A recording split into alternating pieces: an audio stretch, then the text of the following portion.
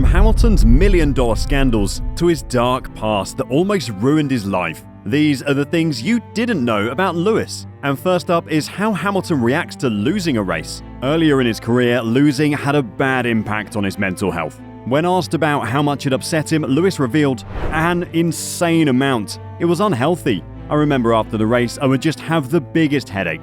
And you're under like the biggest dark cloud. I hardly ate and I just stayed in silence.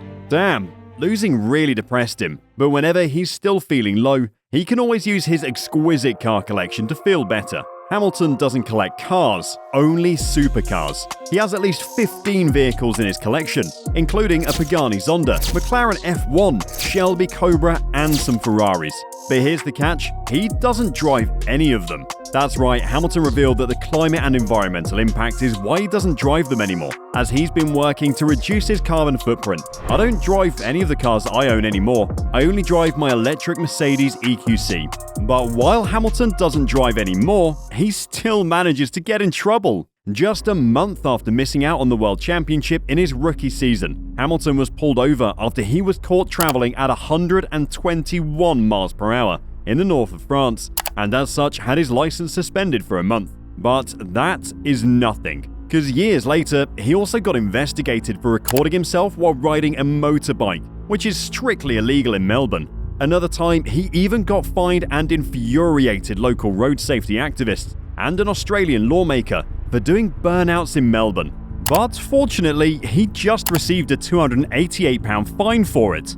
Damn, Lewis got lucky. But this wasn't the only time he got lucky, because when Lewis was about to start his F1 career, McLaren wasn't his first choice. Back in 2004, 19-year-old Hamilton had a falling out with McLaren after the management blocked his move to GP2 and insisted he stay in Formula 3. Prepared to walk away from the team, Hamilton and his father Anthony visited Williams' racing factory to get a deal. Unfortunately, Williams was unable to sign him because of their engine partner BMW, who could not provide enough funding. The co-founder of Williams, Patrick Head, even said, they rang up and said, "Can we come and see you?" We were with BMW at the time, and I think Frank ran Mario Tyson, BMW's then motorsport director, and said, "Look, this guy looks as if he could be pretty good, and whatever, and he has come to us saying can we help him?" And I think Mario said they weren't prepared to provide any support, and we weren't in a position financially where we could finance his racing. Wow. Just imagine if Hamilton went to Williams. I wonder if he still could have won any world championships. But even though he did win several of them, the way he celebrates the championship is, let's just say, a bit different than what other F1 champs do. Hamilton confessed that the best way he enjoys winning championships is by skydiving. The British driver has enjoyed many skydiving sessions, as he's jumped out of the plane more than 10 times.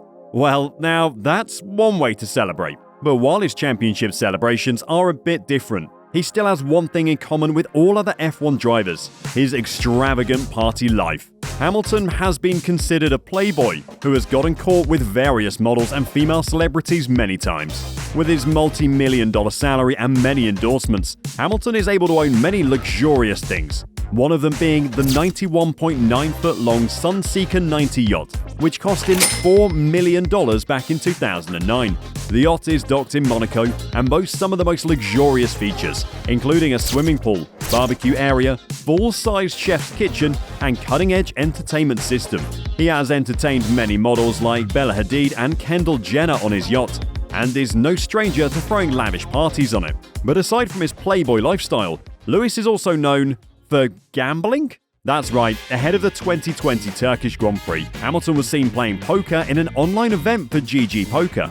The British ace entered the High Rollers Week with $10,300 buy-in, but unfortunately he came in last place. I guess the F1 champ won't be pursuing a poker career after retiring. But while poker mistakes didn't create any problems for Lewis, another mistake did, which got him in trouble.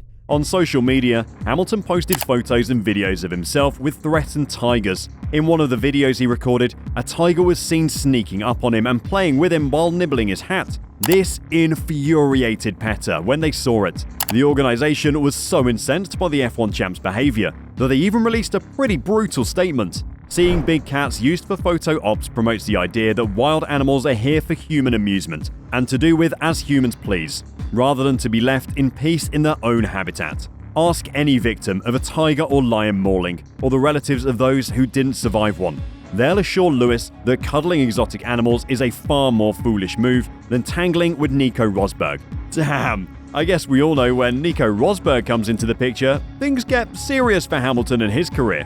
But when this another serious thing happened to Hamilton, it didn't just hurt his reputation, but also got him disqualified from F1.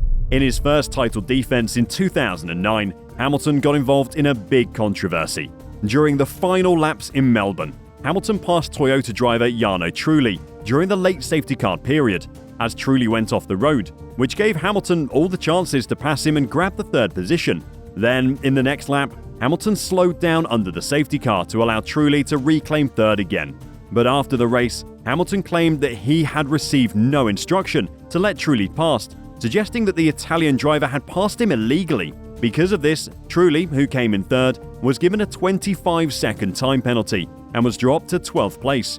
But as it turns out, this matter was far from over, as it was brought up again at the following race in Malaysia. Hamilton again, on the suggestion of team boss Dave Ryan, increased his accusations that Trulli had overtaken him while the safety car was in place. Fortunately for Trulli, McLaren's radio communications later revealed that it was Hamilton who intentionally allowed the Toyota driver to pass him, which he did in response to a pit lane order. As a result, this action got Hamilton later disqualified from the race for deliberately misleading the race steward. And because of this, Dave Ryan also got fired from McLaren, and a 3-race suspension was also imposed on the racing team. Whoa! Hamilton does have too much experience. But his F1 career wouldn't have happened at all if Hamilton decided to choose his other childhood dream. Lewis revealed that he might have been a professional football player if he wasn't a Formula 1 driver. The Brit is a well-known Arsenal fan who made this revelation when it was shockingly revealed that he was part of a bid to buy Chelsea FC. An Arsenal fan wants to buy its rival? Now that's interesting. Even Verstappen got confused by this. But even though Lewis is now a super famous F1 driver, surprisingly his stardom did not begin through F1. As a child, barely 6 years old, Lewis proved that he was made for TV. Appearing on a TV program, Hamilton was competing in a remote-control car racing competition with grown men and was the youngest boy by at least 15 years. He still managed to finish second in the electric class championship and received an award for best newcomer. Clearly, he has racing in his blood, but this racing attribute hasn't always helped him, because one time when he was driving on the street, things went out of control. In October 2015, a week and a half after Hamilton won his third championship, he got involved in an accident. The Mercedes driver crashed his Pagani Zonda supercar. According to a police spokesperson, they revealed Hamilton's foot slipped on the brake and clutch pedals. Even though he passed a breathalyzer test, the British driver still admitted that the crash was his fault, blaming it on heavy partying and a fever. But while Hamilton believed in his mistake, he also believed in a superstition, which you might think is a bit crazy. It's not uncommon for F1 drivers to be superstitious. Sebastian Vettel used to keep fortunate trinkets in his race boots. Michael Schumacher liked to race with odd numbers. Sergio Perez carried a photo of the late Pope John Paul II inside his cockpit. And as such, Hamilton's no exception. Early in his career, the Brit was well known for driving with the odd number 11, but he later changed it to 44 in honor of his father's red Cavalier registration, which he thought to be his family's fortunate number. Surprisingly, he's since abandoned his superstitious views and conceded that everything was just in his head. But whether or not he believes in superstitions anymore, Lewis Hamilton has shown that he can create his own luck, as evidenced by how he paved his path on his own to Formula 1.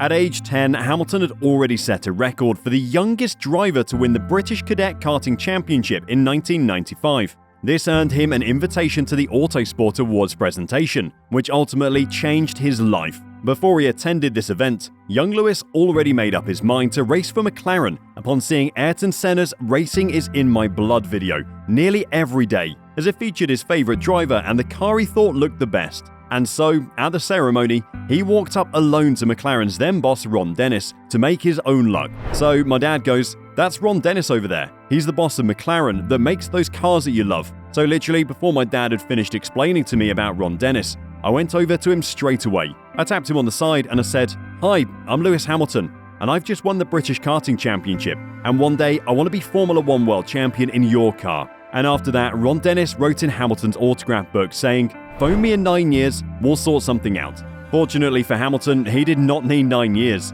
as he was offered a role in the McLaren driver development program 3 years later, with a contract which included an option of a future F1 seat. And the rest is history.